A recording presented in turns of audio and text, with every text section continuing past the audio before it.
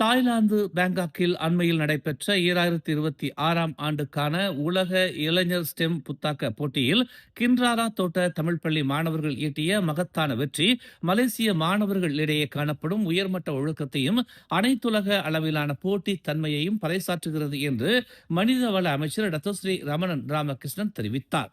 இப்போட்டியில் இம்மாணவர்கள் தங்க விருது, நடுவர் தேர்வு விருது ஆகியவற்றை வென்றதோடு சுற்றுச்சூழல் மற்றும் நிலைத்தன்மை பிரிவில் உலகின் மிக சிறந்த முதல் 5 கண்டுபிடிப்புகளில் ஒன்றாக அங்கீகரிக்கப்பட்டு சாதனை படைத்துள்ளனர்.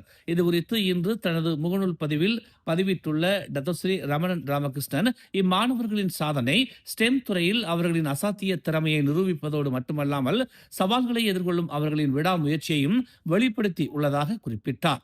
நாட்டிற்கும் சமுதாயத்திற்கும் பெருமை சேர்த்துள்ள ஆதிஷா தீபன், ஆதிஷா மூர்த்தி, கேஷ்வினி இராதச்சன், அரவிந்த் குமார் மற்றும் பிராணி விவேகன் ஆகிய 5 மாணவர்களையும் அவர் தனிப்பட்ட முறையில் பாராட்டியுள்ளார்.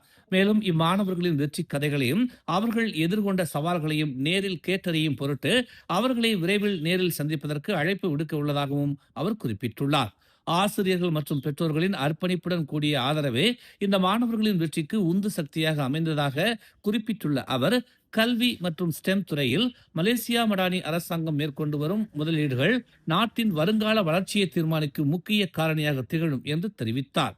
அறிவு, திறன் மற்றும் படைப்பாற்றல் மிக்க தலைமுறையை உருவாக்கும் நாட்டின் இலக்கிற்கு ஏற்ப இந்த சாதனை எதிர்காலத்தில் சமுதாயத்திற்கு பயனளிக்கும் என்றும் பல புதிய கண்டுபிடிப்புகளுக்கு ஒரு தொடக்க புள்ளியாக அமையும் என்றும் அவர் வாழ்த்தினார். மேலும் செய்திகளை தெரிந்து கொள்ள தமிழ் மலர் இணையதளம், தமிழ் மலர் செயலி மற்றும் மலர் டிவி யூடியூப் சேனலை வலம் வாருங்கள்.